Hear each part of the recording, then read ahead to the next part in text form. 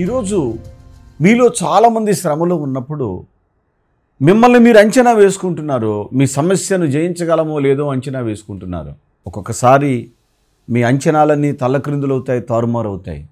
కానీ మీకు తెలుసా, అదే గనుక దేవుని మీద ఆనుకొని మీరు దేవునికి గనుక ప్రార్థన చేస్తే మీ అంచనాలకు మించిన అద్భుతాలు దేవుడు చేస్తాడు. అందుకని అంటాడు, జాగ్రత్తగా ఉండుడి, మెలకువ కలిగి ప్రార్థన చేయండి అన్నాడు. అంటే మీరు మీ కుటుంబాల విషయంలో, మీ పిల్లల విషయంలో, మీ వ్యక్తిగత విషయంలో, మీ ప్రాణం విషయంలో, రానున్న కాలం మీ బ్రతుకు విషయంలో జాగ్రత్తగా ఉండండి. జాగ్రత్త అంటే ఏంటి తెలుసా? మనం ప్రయాణమై వెళుతూ ఉన్నాం. ముందు గోతులు ఉన్నాయో, గుంటలు ఉన్నాయో, రాళ్ళు ఉన్నాయో, రప్పలు ఉన్నాయో చూసుకుని వెళ్తాం, కనపడతాయి కాబట్టి. కానీ జీవితానికి కనపడవే. ఎప్పుడు ఏ రకమైనటువంటి శ్రమ హఠాత్తుగా వచ్చి మీద పడుతుందో తెలియదు. కాబట్టి ప్రభా, ఇప్పుడు బాగున్నాను, నా ముందు రోజుకి, నా ముందున్న క్షణానికి ఏ కీడు కలగకుండా నన్ను నడిపించగలిగే సామర్థ్యం నీ ఒక్కడికే ఉంది కనుక నాకు సహాయము చేయి ప్రభా. గడిచిన కాలమంతా చేశావు సహాయం, ఇప్పుడు కూడా సహాయం చేశావు. మీ సహాయమును బట్టి నేను ఇలా బ్రతుకుతున్నాను కనుక మునుముందు కూడా నన్ను మీ క్షేమాధారము ఆత్మచేత నన్ను నడిపించమని నీవు ప్రార్థన చేసే అనుభవంలో ఉండాలి. ప్రతి క్షణం, ప్రతిరోజు నిన్ను కాపాడుతున్నాడు దేవుడు. ప్రతి దినం కాపాడుకుంటూ వచ్చాడు దేవుడు. ఇప్పుడు కూడా కాపాడబడాలని కోరుకుంటే నీ జీవితానికి ఎంతో మేలు. కానీ ఈ విలువైన సత్య వార్తలు చాలామందిని ప్రక్కన పెట్టి రేపటి సంగతి ఎవడు చూశాడులే అని ఒక నిర్లక్ష్యపు ధోరణితో ప్రవర్తిస్తూ ఉంటారే, ఇటువంటి వాళ్ళే శ్రమల పాలయ్యేది. ఇప్పటికి ఆల్రెడీ శ్రమలో ఉన్న వాళ్ళు అంత ఎందుకున్నారు తెలుసా? జీవితంలో దేవుడు కాస్తంత గౌరవాన్ని, కాస్త మేలుని, కాస్త దీవెనను ఇచ్చినప్పుడు ఇదే ఒక ప్రపంచం అని అనుకొని ఆదమరిచి ప్రార్థన విడిచి వాక్యం వింటారు, కళ్ళతో చూస్తారు, కానీ మోకాళ్ళు వెయ్యరు, వేస్తే ఎక్కువసేపు ఉండరు, ఉంటే కాస్త ప్రార్థన చేయరు. ఈ బలహీనతలు ఏం చేస్తున్నాయనంటే ఇదే శత్రువు అయినటువంటి దుష్టుడు ఆయుధంగా తీసుకొని వాడు మన మీద దాడి చేయటం జరుగుతూ ఉంటుంది. అందుకని కృప వెంబడి కృప పొందవలసినటువంటి దేవుని పిల్లలు కీడు వెంట కీడులు పడి కన్నీటి పాలైపోతూ ఉన్నారు ఈరోజు. అందుకని ప్రభు మాట్లాడతాడు, మెలకువగా ఉండండి, జాగ్రత్తగా ఉండండి, మెలకువ కలిగి ప్రార్థన చేయండి. పరిశుద్ధాత్మ అభిషేక అంజూర పండుగ జరుగు స్థలముల వివరములు. హైదరాబాద్లో అక్టోబర్ 1వ తేదీ మంగళవారం ఉదయం 8 గంటల నుండి జరుగును. స్థలం హరిహర కళాభవన్, ప్యాట్నీ సెంటర్, సికింద్రాబాద్. ఆత్మకూరులో అక్టోబర్ 3వ తేదీ గురువారం ఉదయం 8 గంటల నుండి జరుగును. స్థలం డైమండ్ ఫంక్షన్ హాల్, బస్టాండ్కు దగ్గరలో, నంద్యాల టర్నింగ్ వద్ద, ఆత్మకూర్. మిర్యాలగూడలో అక్టోబర్ 3వ తేదీ గురువారం ఉదయం 8 గంటల నుండి జరుగును. స్థలం Miryalaguda function hall, Chennai shopping mall ఎదురుగా, సాగర్ రోడ్, తెలంగాణ. ఒంగోలులో అక్టోబర్ 7వ తేదీ సోమవారం ఉదయం 8 గంటల నుండి జరుగును. స్థలం కాపు కళ్యాణ మండపం, బస్టాండ్ దగ్గర, ఒంగోలు. నెల్లూరులో అక్టోబర్ 8వ తేదీ మంగళవారం ఉదయం 8 గంటల నుండి జరుగును. స్థలం జిపిఆర్ గ్రాండ్, ముత్తుకూరు గేటు దగ్గర, మినీ బైపాస్ రోడ్, నెల్లూరు. నంద్యాలలో అక్టోబర్ 9వ తేదీ బుధవారం ఉదయం 8 గంటల నుండి జరుగును. స్థలం JK function hall, Salim Nagar, municipal office దగ్గర, నంద్యాల. కర్నూలులో అక్టోబర్ 10వ తేదీ గురువారం ఉదయం 8 గంటల నుండి జరుగును.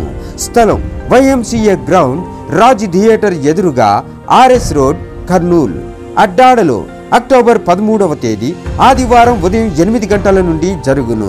స్థలం సిలువ మిషన్ స్వస్థతశాల, గుడివాడ పామర్రు మధ్యలో, అడ్డాడ. విజయవాడలో అక్టోబర్ 14వ తేదీ సోమవారం ఉదయం 8 గంటల నుండి జరుగును.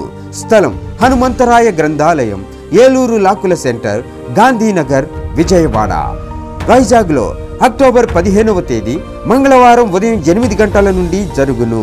స్థలం సుబ్బలక్ష్మి కళ్యాణ మండపం, శ్రీకన్యా థియేటర్ ఎదురుగా, రైల్వే న్యూ కాలనీ, విశాఖపట్నం. కాకినాడలో అక్టోబర్ 16వ తేదీ బుధవారం ఉదయం 8 గంటల నుండి జరుగును. స్థలం కొండబాబు గారి కళ్యాణ మండపం, ఎంఎస్ఎన్ చారిటీస్ ఎదురుగా, జగన్నాథపురం, కాకినాడ.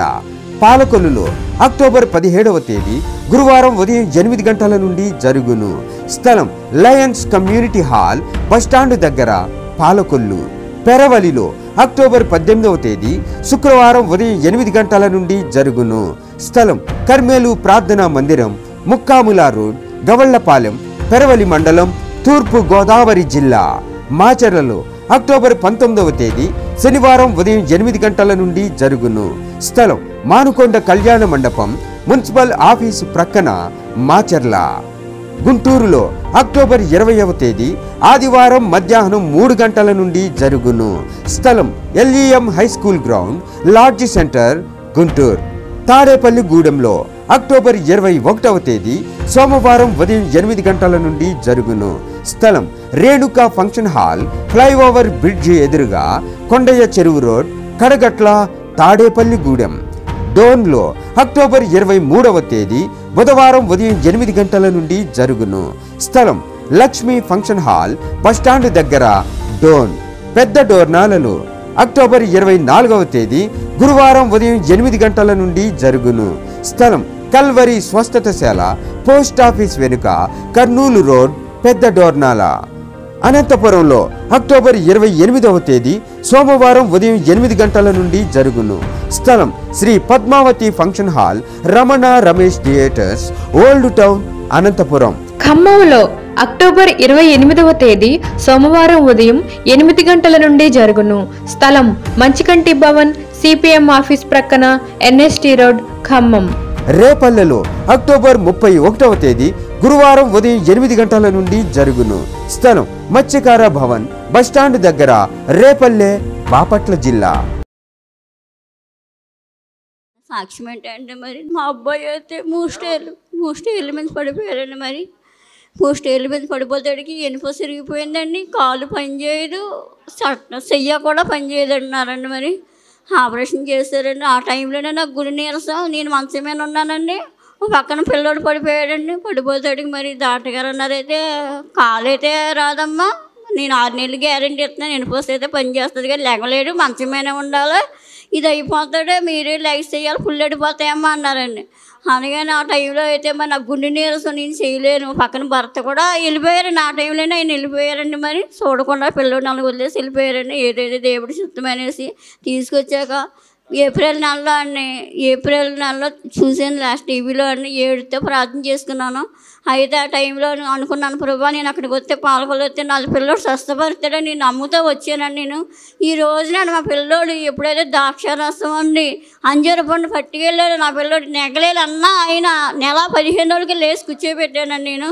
మరి దేవుడు ఎంత గొప్ప కార్యం చేశాడో నాకు అట్లా తెలుసాను. మరి దేవుడు డాక్టర్ గారు అయితే అసలు ఈ పిల్లోడు ఎగలేడు కదమ్మా, ఎలా తీసుకొచ్చారమ్మా, అంబులెన్స్ మీద తీసుకొస్తున్నాం, ఈ నెలలో అయితే పిల్లోడు 2 అడుగులేసి మెట్లు కూడా నడిచేయచ్చమ్మా అన్నారండి. మరి దేవుడు ఎంతగానో కార్యం, చిన్న సాక్షిని దేవుడు దీవించింది కాక.